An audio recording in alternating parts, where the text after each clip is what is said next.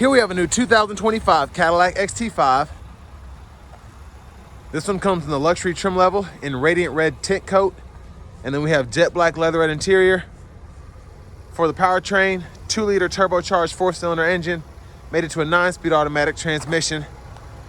So of course, not too many big updates since this thing came out like in 2017, but front end here, we do get LED headlamps and LED signature lights, which I really like. Just a still a very nice look here on the XT5.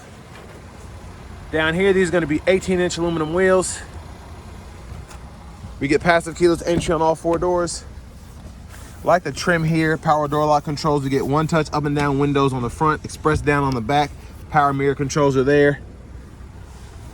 Bose sound system, power lift gate, which we can adjust the height there.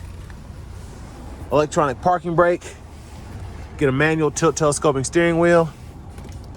Hood release there. There's a 12-volt under there in the little storage pocket. And here's our power driver seat. But I want to give a big thanks to Cadillac of Murfreesboro for allowing me to review this XT5 today. I'll leave a link below in the description. And if you're looking to find the best price on one of these closer to home, click on that second link down below. Takes a minute to fill out your info. I'll make sure the local dealers are fighting to get you the best price on one of these or any new vehicle you might be interested in. But this one's stickers for $47,310. Space is pretty good in here for this size SUV in my opinion. My knees, I'm 6'3" with longer legs. I'm barely touching the back of the seat here. Seat back pockets are on both sides. The rear AC vents right in there. And then you do get a USB-C, USB-A charge port there. And there's a look at the front from back here. It's below freezing, so if you hear the heat going, I apologize. It's just very cold out. Bottle holders are there in the middle.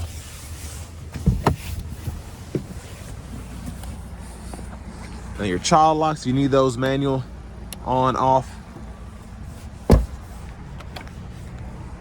So premium is recommended, but you can put regular in this 2-liter turbo 4. You just get maximum horsepower output with the premium gas. LED tail lamps. And there's a look at the back here. This one does have the cargo net, so you can tie that down if you want to. We have all-weather mats here as well. And you can also fold the seats flat from back here. 12 volts right in there.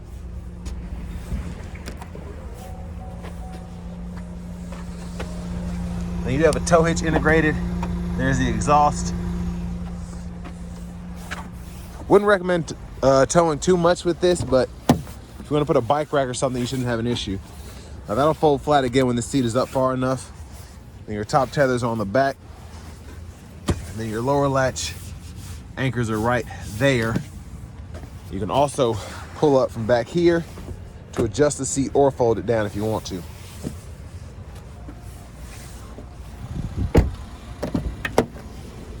We also get a power front passenger seat right there. Lockable glove compartment.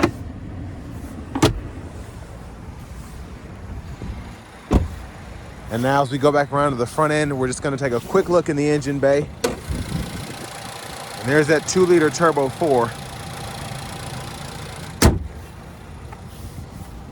But let's go ahead and hop in the driver's seat real quick. So leather wrap steering wheel here. There's the horn. Over here to the screen, 8-inch display with AM, FM, XM, and Bluetooth. You also get wireless Apple CarPlay, Android Auto compatibility as well. We can go in here and change our language if you want to do that.